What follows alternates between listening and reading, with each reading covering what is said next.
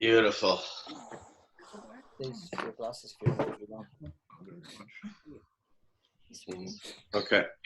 In modern times, feelings exercise almost total mastery over the individual. When people must decide what they want to do, feelings are all they have to go on. This is why contemporary Western life is peculiarly prone to gross immoralities and addictions. People are overwhelmed with decisions and can make those decisions only on the basis of feelings.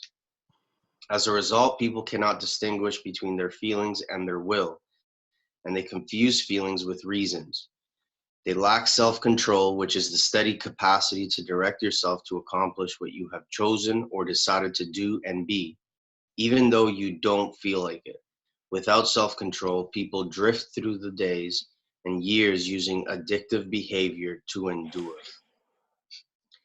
Ideas and images foster and sustain feelings. Hopelessness and rejection live on images, often of a specific scene of unkindness, brutality, or abuse that have become permanent fixtures within our mind, radiating negativity and leaving a background of deadly ideas that take over how we think. Such images cultivate moods which pervade ourselves and everything around us. Denial and repression of destructive feelings are not the answer, but feelings can be transformed by discipleship to Christ and the power of the gospel and the Spirit, through which the corresponding ideas and images are changed to positive ones. The proper course of action is to replace destructive feelings with others that are good, to subordinate them. Anger and sexual desire, for example, in a way that makes them constructive. We do not try first to root out these destructive feelings, but they are eliminated as we make the first move, going toward love, joy, and peace based on faith and hope in God.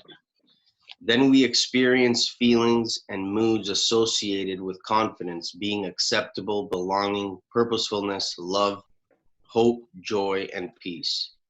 Being accepted in the beloved, Ephesians 1:6, King James Version, is the humanly indispensable foundation for the reconstruction of all these positive feelings, moods, and their underlying conditions. If it feels as though our feelings are bigger than we are, like a giant boogeyman hunching over us, it's because they're being fed by the ideas and images we cultivate, especially those we play over in our mind. Because my first freedom is where I put my mind, I can ask, what ideas and images am I giving airtime to? For example, I grew up as a lazy child, and now I sometimes struggle to get myself seated at my desk. Although I faithfully show up for work, I despair over these feelings of laziness. What ideas and images might contribute to this? One of several is that I live in a culture that does not value work, but instead tries to get out of it. Most people I know would love to win the lottery and retire immediately. Amen. But when work is valued, it's as a means to productivity, achievement, and good reputation. I have somehow bought into the idea that work is bad and I should be able to get out of it. On the other hand, I love my work. Once I get going, I never want to quit. How confusing. A replacement image that helps me is that of several older friends who genuinely love to work hard and be useful. They work fruitfully and cheerfully and often produce things of great beauty, a new barn door or an enchanting dessert. Today's experiment.